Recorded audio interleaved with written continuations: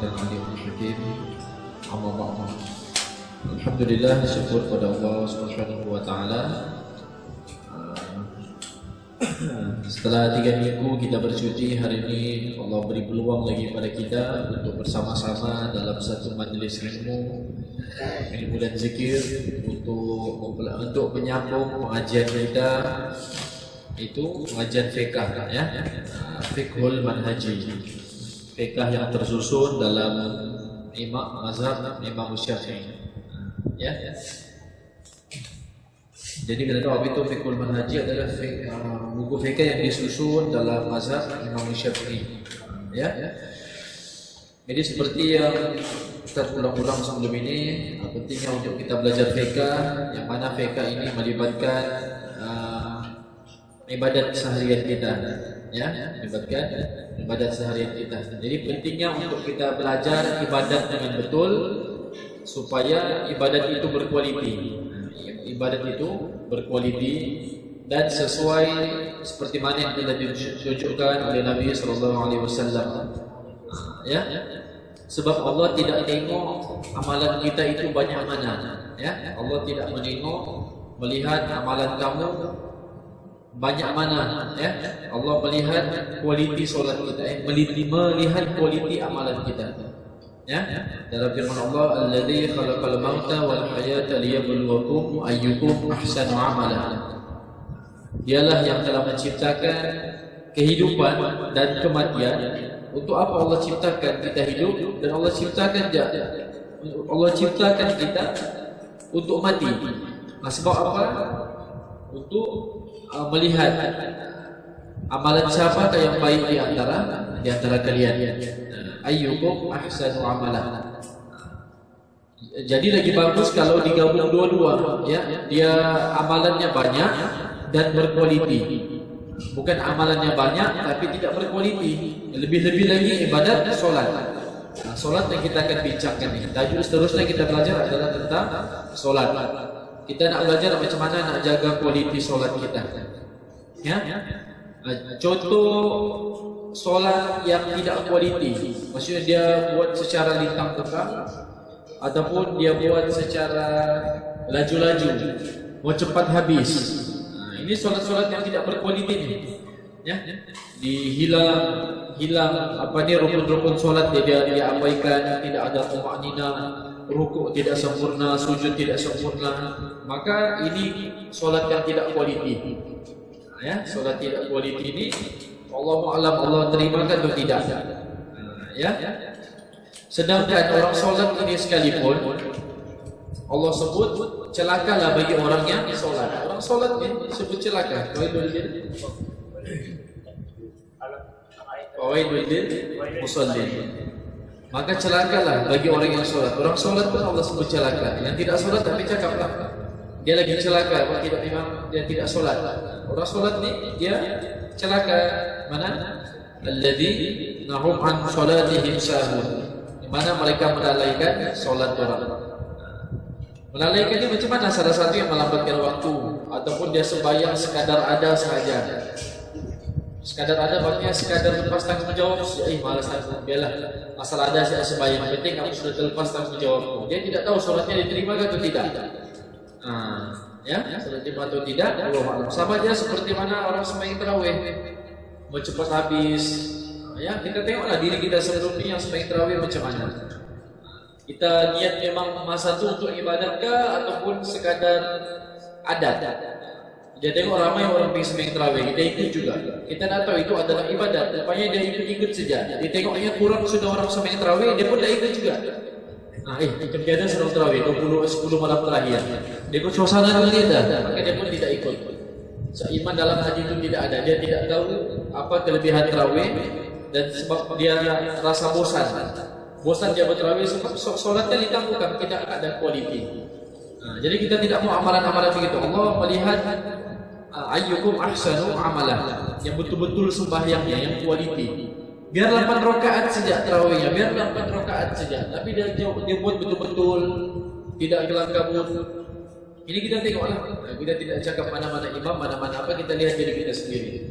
Ya, dia baca habis, kita suka imam yang baca pendek apa semua. Yang baca pendek pun kelang kabut kita kejar. Kita masih maliki yaumiddin, dia terus rukuk Allahu Akbar.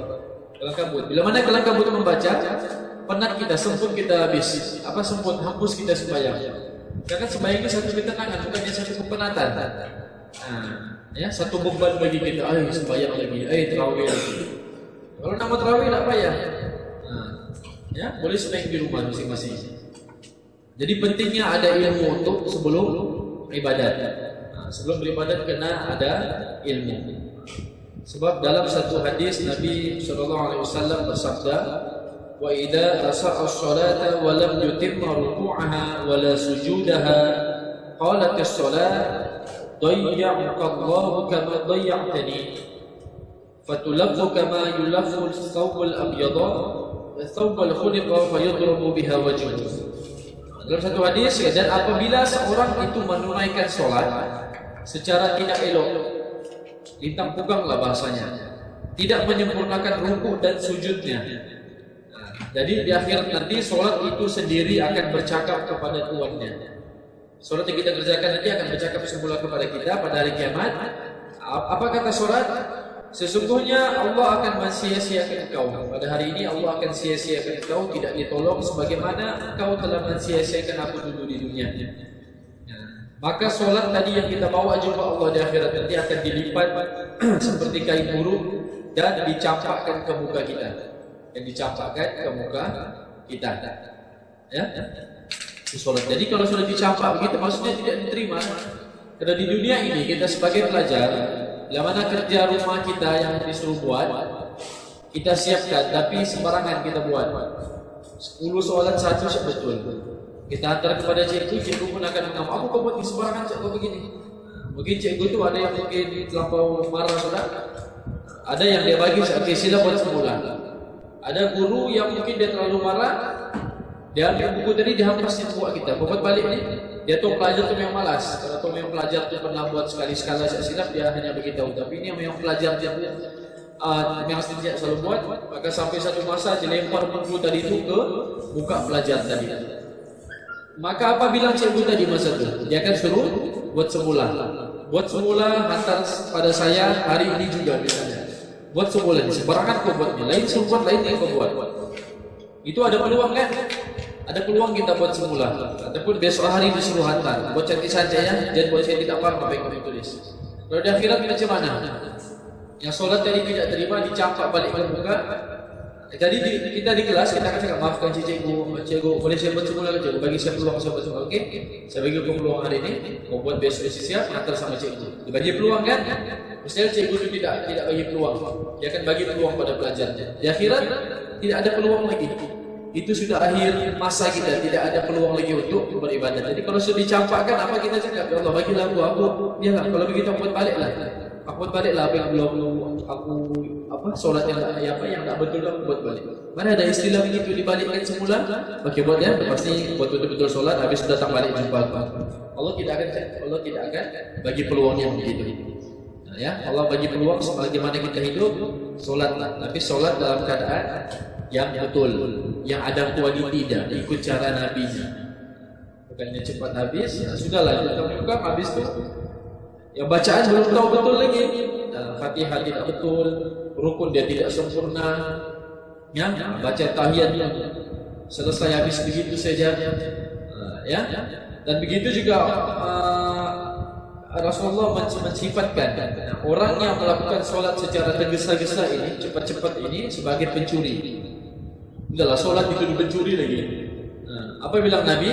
Kalau Rasulullah SAW, Inna aswa'an nasi sariqatan alladhi yasriqu min salatihi. Qalu ya Rasulullah, wa kaifa yasriqu min salatihi? Qala la yutimmu ruku'aha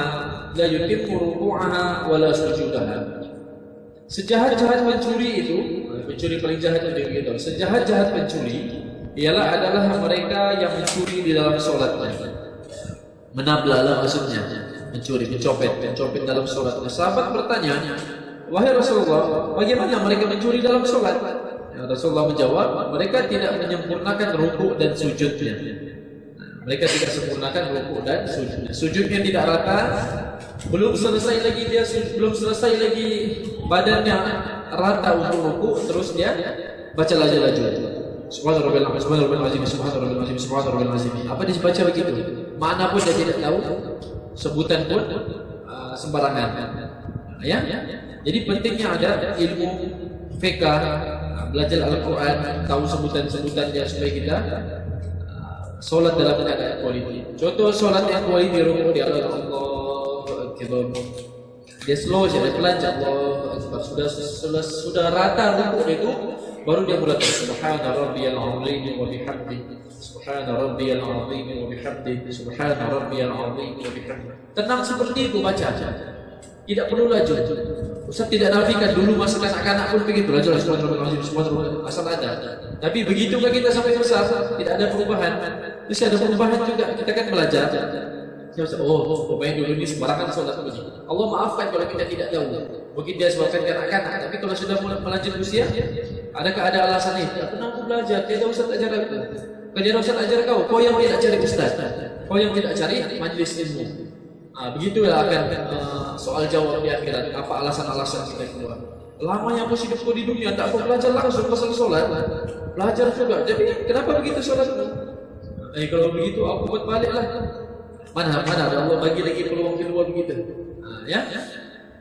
Begitu juga jadi Rasulullah sebut tidak sempurna rukuknya. Belum lagi rukuk itu dia letak dahinya di sejadah tadi itu belum dia berkata subhanallah.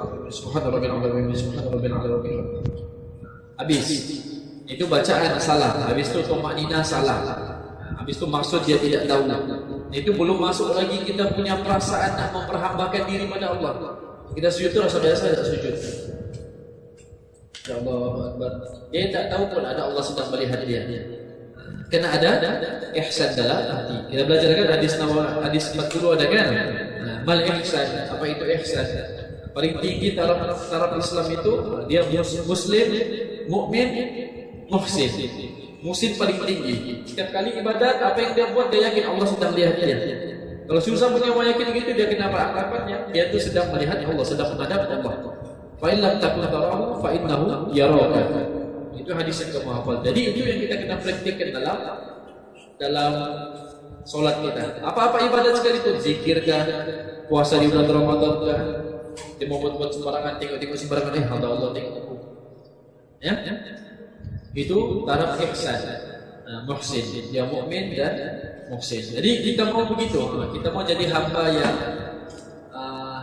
cantik ibadatnya, berkualiti. Itu kita akan belajar tentang solat. Ya, solat antara juga yang paling pertama ditanya di alam kubur. Bila dikubur tadi dia tidak tanya kau punya puasa penuh ke dulu, kau buat baik ke sama bapakmu, kau pernah pergi adukah, kau ada berzakat kan? Itu solat kemudian. Solat pertama adalah solat. Kau solat ke dulu, oke ke solat itu? Masa solat itu kau yakin ya Allah kau sedang kau sembah? Atau kau solat berdiri, siap berdiri dalam rasa apa-apa? Ya bisa begitu, habis itu bebel dalam hati dulu lah imam ni panjangnya sulasi bisyari ini bacanya bila dia mau rukuk ya siap kita bercakap-cakap dalam hati ini. Jadi kita kena cek kita punya solat. Sama aja kita punya puasa sepanjang hari itu bagi tingkatkan iman kita ataupun sekadar lapar dahaga saja. Kalau kau sekadar lapar dahaga saja kerugian. Bekerja 1 bulan bos tidak terima gaji. Penatnya tu 1 bulan bapak kita turun pagi jam 7 balik jam 9 kali. Mana Pak? Gaji dia ada bosku lagi. Dicakapnya aku semua cakapnya aku kerja sembarangan. Padahal hari-hari dia turun. Rugilah kan kita mau apa kita. Jadi begitulah kita. Kita puasa sebulan, rupanya Allah tak bagi gaji 7 bulan. Sebab puasanya begitu, dia tidak sembahyang. Malahan ada yang tidak tutup aurat bagi perempuan. Maka begitu kesian. Mudah-mudahan orang dapat hidayah ya. Oke, itu pendahuluannya kita akan masuk sholat ya. Alhamdulillah semua sudah tahu sholatnya. Kita belajar nih, kita lebih perincikan lagi supaya kita lebih tahu apa persoalan-persoalan yang terkait tentang sholat kita. Pengertian sholat, perkataan sholat dalam bahasa Arab berarti doa. Salat itu dalam bahasa Arab bermaksud doa, yaitu memohon kebaikan. Firman Allah Subhanahu wa taala, "Wa shalli 'alaihim inna shalataka sakanun lahum." Yang bermaksud dan doakanlah untuk mereka kerana sesungguhnya doamu itu menjadi ketenteraman bagi mereka. Dalam istilah fuqaha pula, istilah ahli fiqh, perkataan solat bermaksud beberapa perkataan dan perbuatan yang tertentu dan ia bermula dengan takbir dan disudahi dengan salam. Ia dinamakan solat. Kenapa dinamakan solat? Kerana ia mengandungi doa yang merupakan unsur yang banyak di dalamnya. Hal ini kerana menggunakan nama juzuk untuk maksud keseluruhannya. Apa hikmah solat? Apa hikmah Allah wajibkan kita solat? Suruh kita solat. Ya? Jadi solat ini syariat Nabi Muhammad yang kita 5 waktu sembahyang. Kalau syariat zaman dulu ada yang solat mungkin 2 rakaat. Ya, tidak sama syariat Nabi Muhammad mewajibkan kita 5 kali solat sehari semalam. Solat merupakan mempunyai beberapa hikmah dan rahasia yang dapat dirumuskan seperti berikut. Yang pertama, solat menyadarkan manusia akan hakikat dirinya yang sebenar sebagai hamba kepunyaan Allah. Dia sentiasa menyadarinya setiap kali berhadapan dengan masalah hidup dan berhubungan dengan orang lain. Solat yang dilakukan akan mengingatkannya semula bahawa dia adalah hamba kepunyaan. Ya, kita ni ada tuannya. Kita ni ada tuannya. Kita ni hamba. Jadi apa kehendak dan apa kemauan Tuhan kita? Ya, kita mesti ikut apa yang Allah suruh. Kalau suruh kita sembahyang, kita kena sembahyang sebab kita kena sedar diri kita ini adalah hamba. Hamba kena ikut cakap bosnya lah. Ya. Tapi kena ingat juga, kalau kita tidak sembahyang, kerajaan Allah tidak berkurang sedikit pun. Ya. Kita contohlah Allah ciptakan manusia dari zaman Nabi Adam sehingga hari ini. Allah ciptakan semua nak sembahyang. Semua nak sembahyang. Semua itu tidak akan menjejaskan sedikit pun kekuasaan Allah. Kamu nak sembahyang, aku tetap berkuasa. Tidak ada apa-apa kesan terhadap aku.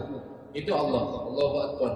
Ya, Allah tidak apa-apa bagi kesan apa-apa. Kalau kamu beriman semua sekalipun tidak menambah kekuasaanku, aku tetap berkuasa begitu. Kalau kau tak sembahyang, pandai-pandai kau jawab nanti. Kalau kau masuk surga aku, ya sembahyang. Tak mau, ya terpulang kau. Jadi kita tidak menjejaskan kekuasaan Allah sekalipun. Hikmah kedua, solat memantapkan keyakinan manusia bahawa tidak ada pembantu dan pemurniaan nikmat sebesar-besarnya selain Allah.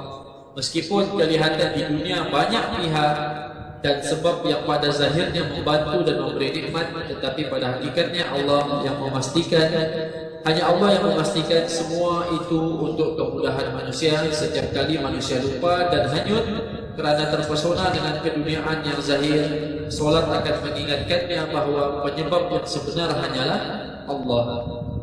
Ialah membantu, pemurnian nikmat yang menjadikan kesusahan, pemberi manfaat, menghidupkan dan mematikan. Jadi yakin kita ni yang kita mau perbetulkan ni.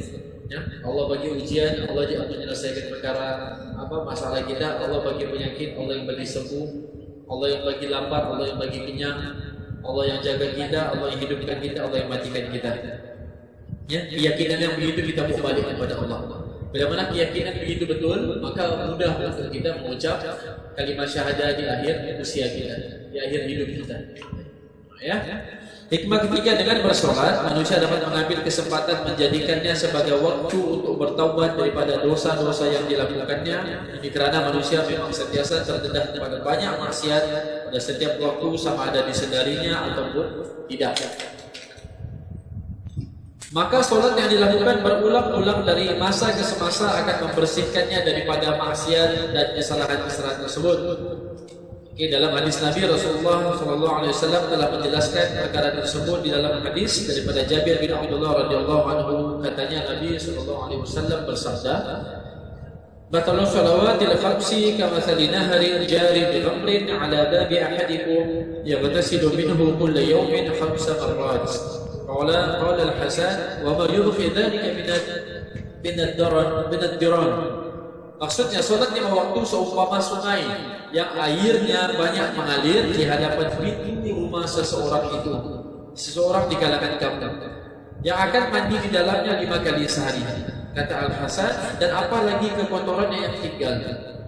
Orang mandi 5 hari sekali, misalnya dia ada bau, ada apa kesan, paginya mandi, zuhurnya mandi, asarnya mandi, maghribnya mandi, malam sebelum tidur mandi lagi, confirm tidak ada bau apa-apa di badannya. Maka begitulah solat yang kita lakukan akan menghapuskan dosa-dosa kecil yang kita buat di antara kedua waktu tersebut. Lepas zuhur ada dosa-dosa kita, meluk kawan begini. Asar tadi dengan kita berwudu, dengan kita solat, Allah akan hapuskan secara otomatis dosa-dosa yang kita lakukan tadi. Itu salah satu bentuk penyayangnya Allah kepada hamba Dia. Allah tidak mau hamba dalam keadaan berdosa.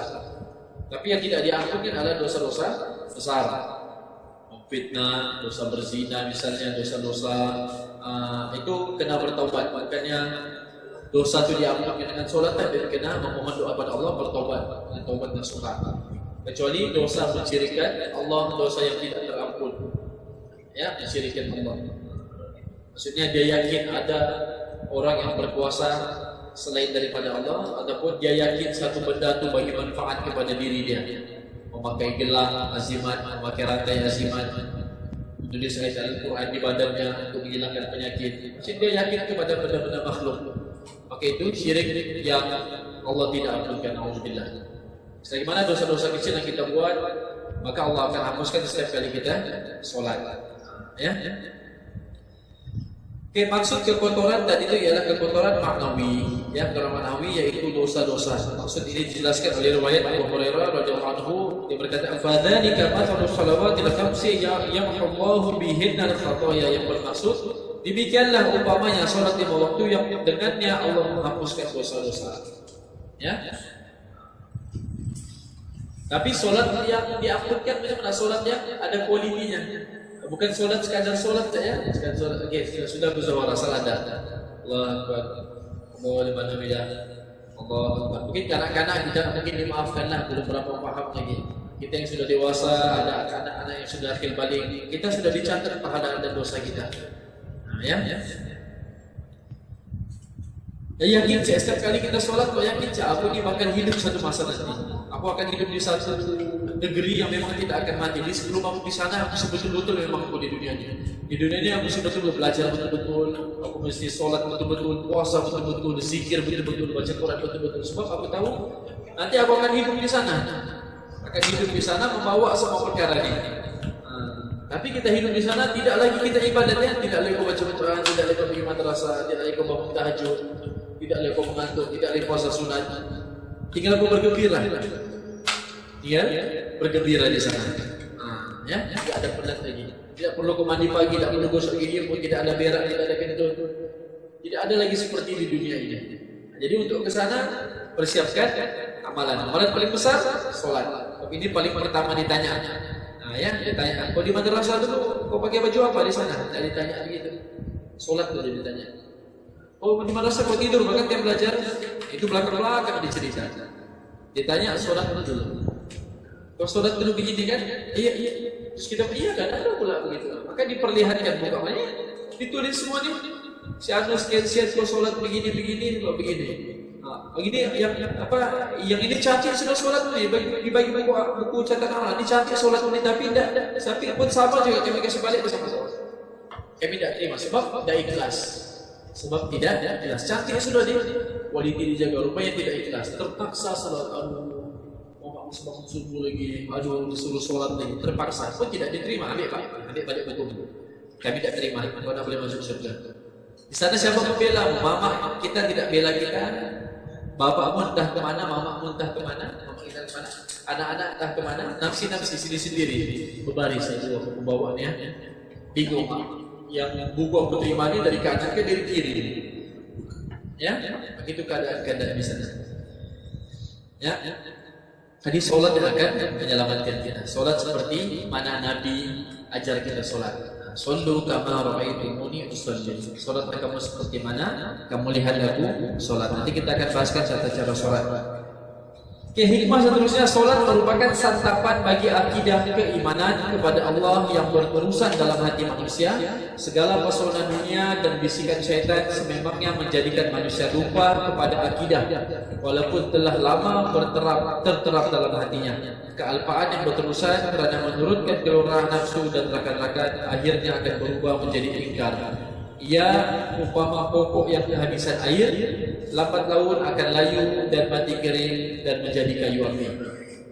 Karena bila mana solat kita betul, kehidupan masalah-masalah dunia kita akan betul. Kalau orang kerja dia terlalu sibuk, banyak kerjanya, banyak dia punya masalah, apa dia punya tips, lihat balik solat kita. Solat itu betulkan kepada Allah. Kalau betul kita punya hubungan dengan Allah, Allah akan mudahkan urusan kita. Kalaupun ada masalah, kita tidak stres, kita akan hadapi dengan, kita tahu Allah yang bagi masalah, Allah akan selesaikan. Jadi kalau solat tidak betul, susahlah masalah-masalah kehidupan akan dihadapi. Jadi semua bertitik balik kepada solat. Kunci utama daripada solat. Ya. Akan tetapi solat kita yang dilakukan dengan tekun oleh seorang Muslim akan menjadi santapan iman dan tidak mampu dilemahkan atau dimusnahkan oleh segala pencaruban dunia. Kalau kita rasa mulut kita tak betul lagi suka mencarut, mata kita tidak betul suka menengok benda sembarangan, hujahnya daripada solat. Semua berhujah daripada solat. Bukan hujah daripada puasa, bukan hujah daripada haji, bukan hujah daripada zakat. Hujah semua daripada solat. Kenapa ya aku minum ni balik aku mau mati? Kenapa ya aku tak boleh aku kasi hilang pandangan. Kita tengok aku benda-benda tak bagus. Sebab dalam solat kita tidak kualiti. Hujahnya daripada solat. Sejak kita terusnya sejarah pensyariatan solat. Bila disyariatkan solatnya? Masa Nabi baru diutus jadi Nabi, belum lagi disyariatkan solat. Jadi bila? Pada tahun keberapa dulu? Solat merupakan antara ibadat yang telah lama disyariatkan. Lama sudah. Cuma dulu tidak sama rakaat macam kita. Kita 5 rakaat ya, kita 5 waktu. Dulu dalam berapa waktu saja? Telah lama disyariatkan. Allah Subhanahu wa taala berfirman tentang Nabi Ismail alaihissalam, "Wa kana ya'muru ahlahu bis-salati waz-zakati wa kana 'inda rabbih mardiyah." Maksudnya dan adalah ia menyuruh keluarganya mengerjakan sembahyang dan memberi zakat, dan ia pula adalah seorang yang diridai di sisi Tuhannya. Salat telah diketahui oleh penganut agama suci yang dibawa oleh Nabi Ibrahim alaihissalam dan pengikut-pengikut Nabi Musa alaihissalam. Allah Subhanahu wa taala telah berfirman sebagaimana yang diucapkan oleh Nabi Isa alaihissalam, "Fa'usani bis-salati waz-zakati ma dumtu hayya." Dan diperintahkan aku mengerjakan sembahyang dan memberi zakat selagi aku hidup. Zaman Nabi Ibrahim sudah ada sembahyang, zaman Nabi Musa pun Allah perintahkan ada sembahyang. Ini Allah rakamkan dalam Al-Quran. Ketika diutus menjadi Rasul, Nabi SAW telah melakukan solat 2 rakaat. Pertama kali Nabi dilantik menjadi Rasul pada usia yang 40 tahun. Sebelum 40 tahun itu belum ada perintah solat itu. Belum ada lagi syariat solat berapa rakaat. Yang Nabi buat adalah solat rakaat pada setiap pagi dan petang. 2 rakaat pagi, 2 rakaat petang. Itu sebelum ada yang 5 waktu, pagi dan petang. Ada pendapat juga mengatakan solat inilah yang dimaksudkan dengan firman Allah yang ditujukan kepada Nabi Muhammad SAW. "Wasabbih bihamdi rabbika bil 'ashiyyi wal ibkar." Maksudnya serta bertasbihlah dengan memuji Tuhanmu pada waktu pagi dan petang.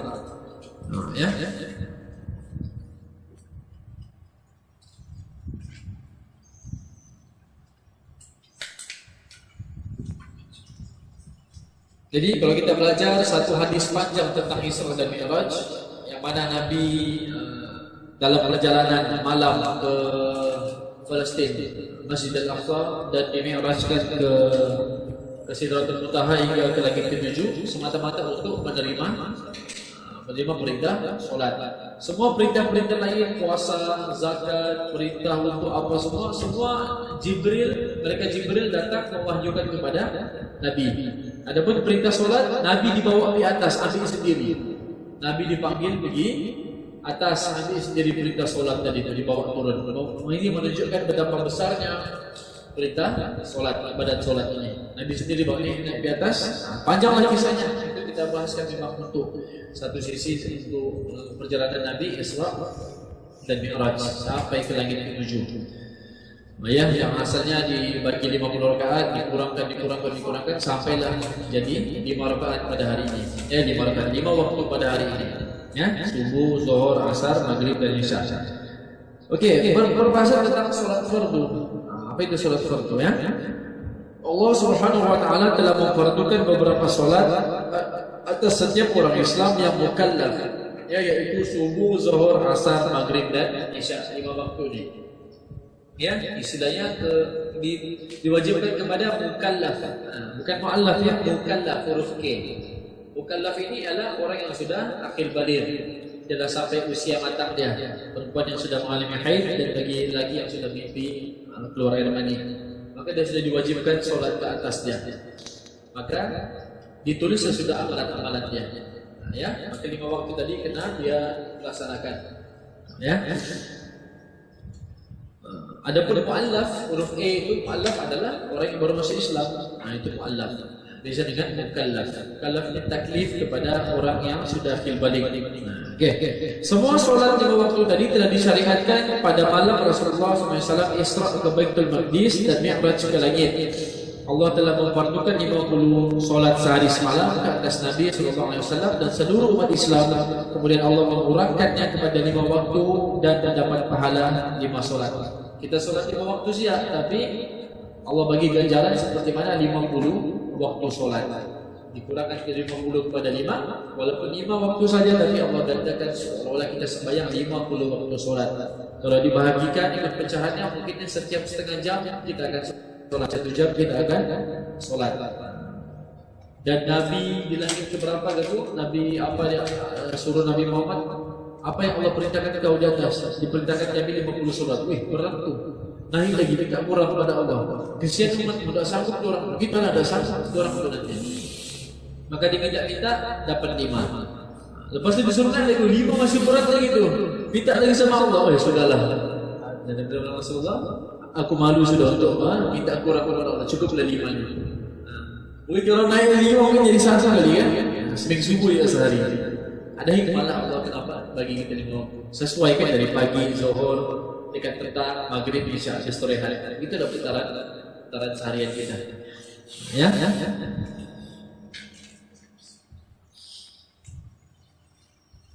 Dalil pensyariatan solat. Beberapa dalil Al-Quran dan hadis Rasulullah SAW menunjukkan solat telah disyariatkan. Dalil Al-Quran, firman Allah Subhanahu wa taala, "Wa subhanallahi hina tumsuna wa hina tusbihun wa lahul hamdu fis samawati wal ardi wa 'ashiyyan wa hina tudhirun." Maksudnya setelah kamu mengetahui yang demikian, maka bertasbihlah kepada Allah semasa kamu berada pada waktu malam dan semasa kamu berada pada waktu subuh. Serta pujilah Allah yang berhak menerima segala puji dari sekalian makhluknya di langit dan di bumi, dan juga bertasbihlah kepadanya serta pujilah dia pada waktu petang dan semasa kamu berada pada waktu zuhur. Ya. Jadi bukan sahaja solat, tapi Allah perintahkan kita memuji dirinya pada setiap pagi dan petang. Jadi kita kena belajar, kita kena latih diri kita hidupkan zikir pagi dan petang. Apa zikir-zikir Nabi yang ajarkan kita pagi? Semua itu zikir-zikir pelindung, bukan zikir-zikir rekaannya, zikir-zikir yang memang warid daripada Nabi, hadis Nabi, mulut Nabi sendiri ajarkan kita. Kita amalkan, insya-Allah. Itu menjaga hubungan kita. Lepas asar pun begitu, pada waktu petang kita jaga zikir. Paling dalam 10 menit selesai sudah. Amalkan zikir-zikir. Selesaikan dari zikir-zikir yang memang sahih daripada hadis, barulah kamu tambahkan zikir-zikir apa-apa yang di luar. Tapi lebih afdal adalah zikir-zikir yang telah diajarkan oleh Nabi. Jadi sepanjang kita tuntut ilmu ini, hubungan kita dengan Allah kita kena jaga. So, Allah yang bagi paham kita, bukan selokan kita pandai. Kita pandai, aku pandai ini, yang bagi pandai itu Allah. Di sekolah bukan cikgu yang bagi paham Allah. Cikgu itu hanya asbab. Dan jangan yakin diri kita ini pandai. Begitu dengan ibadat yang kita lakukan, bukan disebabkan kita kuat, bukan disebabkan kita dibuat iman apa semua, tapi Allah yang pilih kita, beri kekuatan kepada kita. Kita kena nafikan semua apa dalam diri kita ini. Aku tidak hebat, aku tidak begini, aku tidak, semuanya daripada Allah. Jadi kalau kita mati, kita bawa iman dengan keyakinan begitu semua daripada Allah, maka mudahlah untuk kita meninggalkan dunia ini, tidak sengsara seperti maut. Susah roh itu keluar. Jadi saya merasa rohnya mau senang keluar daripada jasadnya, jagalah hubungan dengan Allah untuk membina keyakinan dalam hati kita. Ya. Jadi siapa yang di hatinya dunia, cak dipikir banyak cerita dunia, maka dunia yang akan masuk. Maka roh nanti keluar akan susahlah. Susah dia berucap. Ya, banyak dia punya halangan-halangan. Daripada hadis peristiwa Isra yang terdahulu dan hadis Rasulullah SAW daripada Ibnu Abbas radhiyallahu anhuma, Nabi memutuskan Muaz radhiyallahu anhu ke Yaman, lalu baginda bersabda, apa yang dia utuskan? Ud'uhum ila syahadati an la ilaha illallah wa anni Muhammadan Rasulullah fa inhum ata'u lidzalika fa'limhum anna Allah qad iftarada 'alaihim 5 salawatin fi kulli yawmin wa lailah. Serulah mereka. Nabi tatkala mengutus Muaz ke Yaman untuk ajarkan orang solat, apa Nabi beritahu, serulah orang bersaksi bahawa tiada Tuhan yang disembah dengan sebenar-benarnya selain Allah, dan aku Muhammad ialah utusan Allah. Jika mereka patuh yang Allah itu Tuhan, yang Isa dan aku ini adalah sebagai utusan Allah, kemudian beritahulah mereka bahwa Allah telah mewajibkan mereka solat 5 waktu sehari semalam. Begitu ada dakwah tersebar. Diantar ke sana dan sini sampai ada dakwah itu sampai ke tanah Melayu kita. Alhamdulillah hari ini kita lahir dalam keadaan Islam, antara nikmat yang paling besar. Kita tidak minta Islam, tapi Allah bagi. Ya, bagaimana orang yang dilahirkan di luar sana yang bukan dalam keadaan Islam? Dia tidak tahu pun agama itu tidak sebenar-benarnya. Yang melainkan agama Islam. Kedudukan solat dalam Islam. Apa kedudukan solat dalam Islam? Ya, macam mana kedudukan solatnya? Kita tahu kedudukan solatnya adalah tinggi dalam Islam. Apa ini ibadat yang paling besar? Secara mutlak, solat merupakan ibadah badaniyah yang paling utama. Ini berdasarkan peristiwa seorang lelaki telah bertanya Nabi SAW tentang amalan yang paling afdal. Nabi bersabda, as-salatu qala thumma ma qala thumma as-salah qala thumma ma qala as-salah thalatha marrat. Ya, seorang lelaki telah bertanya kepada Nabi. Dia tanya, wahai Nabi, apakah amalan yang paling afdal? Ibadat paling afdal apa? Nabi beritahu, solat. Dia bertanya lagi, kemudian apa pula? Nabi bersabda, kemudian solat. Dia bertanya lagi, kemudian apa? Baginda bersabda lagi, solat 3 kali. Baginda telah mengulangi jawaban solat sebanyak 3 kali. Solat. Itu perkara yang paling penting. Ya. Di dalam kitab Sahih Bukhari dan Sahih Muslim ada menyatakan 2 solat yang dilakukan seorang Islam dengan betul akan menembus dosa-dosa yang berlaku di antara kedua-dua solat tersebut. Ini berdasarkan hadis Abu Hurairah radhiyallahu anhu, Rasulullah SAW bersabda, "As-shalawatil khamsi yamhullahu bihal khataya." Dengan melakukan solat 5 waktu, Allah akan menghapuskan dosa-dosa. Hadis seterusnya, Utsman radhiyallahu anhu berkata, Rasulullah SAW bersabda, "Man atammal wudu'a kama amarahu Allah Ta'ala fa shalawatul maktubatu kafaratun lima bainahunna." Yang bermaksud, sesiapa yang berwudu dengan sempurna sebagaimana yang diperintahkan oleh Allah, maka semua solat fardu yang dilakukannya akan menembus dosa yang ada di antara solat tersebut. Tapi sebelum solat, wudunya juga kena sempurna, bukannya wudu kelam kabut dan pelan cuci tangan seperti mana kita belajar sebelumnya. Umur pelan-pelan, basuh buka betul-betul hingga ke siku, pastikan sampai ke siku. Dia pelan-pelan, soal dia tahu air yang berkumpulan itu adalah dosa-dosa dia. Itu dosa itu belum lagi dia solat. Sempurna wudu, sempurna solat, dua-dua digabung, maka banyaklah dosa-dosa kita yang Allah maafkan. Tapi solat wudu pun tak betul, juga melanggar, solat pun juga melanggar. Wallahu a'lam. Apa dinilaikan oleh Allah kita tidak tahu. Kita takut jadi seperti kain burung dilempar pergi muka aku. Kain burung itu pas kau pijak tapi dilipat-lipat ambil balik. Ya, sudah pergi ke neraka. Terus pergi ke neraka sia-sia. Oke. Begitu juga orang yang cuai mengerjakan sholat sama ada sengaja melengah-lengahkan atau meninggalkannya akan membawa kepada kekufuran sekiranya ia bertulisan begitu. Oleh begitu, sholat merupakan santapan utama bagi iman sebagaimana yang telah disebutkan. Ya, jadi orang yang selalu lalaikan sholat lama-lama dia akan menjadi kufur. akan menjadi jatuh kepada kufur. Bila zuhur 2,5, bila asar dekat jam 6, maghrib jam 7:05, dekat-dekat dengan Isya. Isya jam 12 malam. Semua dia lewatkan. Satu masa dia jatuh kepada kekufuran. Semua dia lengah-lengahkan. Alang-alanglah dekat-dekat maghrib lah. Alang-alang dekat Isya lah sembahyang. Jadi aku duduk maghrib, terus aku tunggu Isya satu kali. Dia sengaja kayak begitu. Ya, maka dia akan jatuh kepada kekufuran kalau berterusan begitu. Oke, seterusnya hadis daripada Ummu Aiman radhiyallahu anha, Rasulullah SAW bersabda, "La tatrukis sholata muta'ammidan, fa innahu man taraka sholata muta'ammidan faqad bari'at minhu dhimmatullah wa rasuluh." Bermaksud, jangan engkau sengaja meninggalkan solat. Sesungguhnya sesiapa yang sengaja meninggalkan solat, dia akan terlepas daripada mendapat perlindungan Allah dan Rasulnya. Itu hadis tentang diwajibkan solat dan kedudukan solat di dalam Islam. Ya.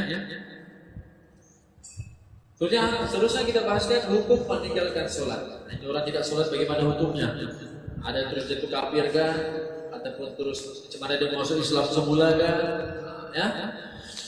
Ya, hukum meninggalkan sholat.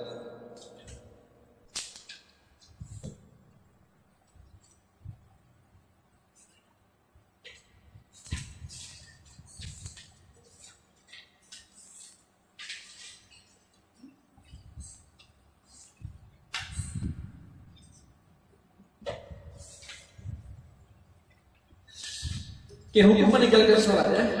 Bila adik-adik mungkin tidak pernah tinggalkan sholat sebab daripada kecil diajar sholat sudah biasa dengan sholat sudah. Mungkin pagi-pagi orang-orang lama yang mungkin ada bekas pernah tinggalkan sholat, apa hukumnya? Perlu dipodok selama 10 tahun, 5 tahun dia tinggalkan sholat. Ya, kita kena tahu dahulu apa hukum meninggalkan sholat. Orang yang meninggalkan sholat sama ada kerana malas, cuai, ingkar, dan sengaja meringankannya ya. Sesiapa yang meninggalkan sholat kerana mengingkari hukum wajibnya atau sengaja mempersendah-sedahkannya akan menjadi kafir dan terkeluar daripada agama Islam. Yang pertama, dia nak mau sholat sebab apa? Dia cakap sholat tidak wajib. Dia tuh kalau wajib itu sembarangan cakap kamu. Islam kan apa boleh sholat kamu? Mau sholat lagi? Dia ingkar. Dia tidak percaya, dia tidak yakin sholat itu perkara wajib dalam rukun Islam. Maka orang itu dihukum kafir, keluar daripada agama Islam. Sebabnya apa? Dia memang tak sholat. Sebab dia memang tidak yakin hukumnya itu wajib. Ya adalah sholat itu, orang pencet lah. Kalau sholat lah, biar lagu tak sholat begitu. Ya. Maka dia terkeluar daripada agama Islam. Maka apa yang perlu dibuat pihak pemerintah? Kalau kita laksanakan pemerintahan Islam, pemimpin Islam jadi wajib menyuruhnya bertaubat. Kau bertaubat. Sembarangan saja mulut bercakap. Kalau siapa ajar begitu Islam tidak mewajibkan sholat, begitu ya. Suruh dia bertaubat dan tidak membiarkan orang itu demikian sehingga dia bertaubat dan kembali mendirikan sholat. Sampai dia mendirikan sholat. Tapi jika orang tadi itu terus tidak sholat, mengingkari kewajiban sholat, dia akan dihukum bunuh. Waktu dia kena bunuh orang yang begini ini. Dihukum bunuh. Terus ayatnya, jenazahnya tadi tidak harus dimandikan. Jangan dimandikan, jangan dikafatkan, dan jangan disembahyangkan. Jadi dikubur saja begitu. Dan jangan ya apa? Tidak dikafatkan, tidak dimandikan, tidak disembahyangkan. Dikubur. Kubur begitu baju-bajunya. Malah tidak harus dikuburikan, tidak seharus dikubur orang itu di tanah perkuburan orang Islam, kerana dia bukan lagi di kalangan mereka. Kesiannya, mereka betul-betul berikutan Islam. Kita tahu dia memang tak pernah solat, sebab dia memang tidak mau ikut perintah solat, dia tidak ikut perintah solat. Bila mati, dikubur saja begitu. Jangan kasih mandi, jangan kasih kafan, jangan kasih sembahyang, dan jangan dikubur betul-betul di kuburan Islam. Cari kuburan-kuburan yang kosong yang bukan kuburan Islam, ataupun cari minta izin dikuburkan di kuburan orang Kristen. Kristen Islam tapi kuburan orang Kristen. Ada salib lagi di atas. So, apa sebab dia memang ingkar solat. Dia adalah solat tu Islam lah. Dia ada suruh begitu tu. Ya. Oke. Itu kerana ingkar. Kedua, sementara orang yang meninggalkan solat kerana malas, ini dia tahu hukum solat tapi malasnya aku. Dia kerana malas tetapi masih meyakini hukumnya wajib. Dia tahu solat sunnah wajib tapi malas. Dia tidak boleh kerana malas gitu. Tapi sembahyang juga, cuma lambat. Ya. Dia yakin hukumnya wajib cuma malas dia buat. Jadi pihak pemerintah Islam apa yang kena dibuat? Pihak pemerintah Islam hendaklah memaksanya mengqadakkan solat. Qada solat tu ya, kalau 5 hari dia nak sembahyang qada balik solat. Dan disuruh dia bertaubat daripada kesalahan meninggalkannya. Jika orang itu masih ingkar untuk qada solat, dia wajib dihukum bunuh mengikut hukuman yang disyariatkan atas orang Islam yang melakukan maksiat. Ya, dia pun dia harus dihukum bunuh, disuruh taubat pun apa, disuruh qada pun apa, dia wajib dibunuh. Ini kerana hukuman atas orang yang meninggalkan fardu adalah wajib diperangi, tetapi selepas dibunuh dia masih dianggap orang Islam. Dia nak solat sebab malas. Dia tahu ya, solatnya wajib ya, aku tahu dia wajib. Yang wajib solat orang semua. Berbeza solat pertama tadi, dia tak yakin wajib. Dia ada Islam suruh sembahyang sembarangan cakap kamu. Yang kedua ni, dia tahu ya wajib solatnya. Aku faham wajib solat tu, aku tahu cuma malas aku buat tu. Malas dah tempat kerja tu begini, susah aku solat. Dia tahu wajib tapi malas sembahyang, tidak usaha. Dia wajib dia dibunuh. Kalau suruh bertaubat pun tak mau bertaubat, suruh qada solat pun tidak mau, maka harus dibunuh. Tapi dia masih dianggap orang Islam. Dia masih dianggap orang Islam. Justru itu jenazahnya boleh dimandikan, dikafankan, disembahyangkan dan dikuburkan di kuburan orang Islam. Masih boleh. Dia malas bersolat. Itu hukuman dunia lah. Hukuman akhirat dia punya jawapan lah. Dikubur, nafsi-nafsi sudah dia yang akan jawab. Hal ini berdasarkan hadis daripada Ibnu Umar radhiyallahu anhu, Rasulullah sallallahu alaihi wasallam bersabda, "Umirtu an uqatila an-nasa hatta yashhadu an la ilaha illallah wa anna Muhammadan Rasulullah wa yaqimus salata wa yu'tuz zakata wa idza fa'alu dhalika 'asamu minni dima'ahum wa amwalahum wa illa bihaqqil islami wa hisabuhum 'ala Allah." Berita ini daripada hadis Nabi. Yang bermaksud aku diperintahkan memerangi manusia hingga mereka mengaku bahawa tidak ada Tuhan yang disembah melainkan Allah dan mengaku bahawa Nabi Muhammad SAW ialah Rasul Allah, mendirikan solat dan mengeluarkan zakat. Apabila mereka telah melakukannya, terpeliharalah darah dan harta benda mereka daripada tindakan aku, kecuali dengan kebenaran Islam, dan terserahlah perhitungan mereka itu kepada Allah. Ya.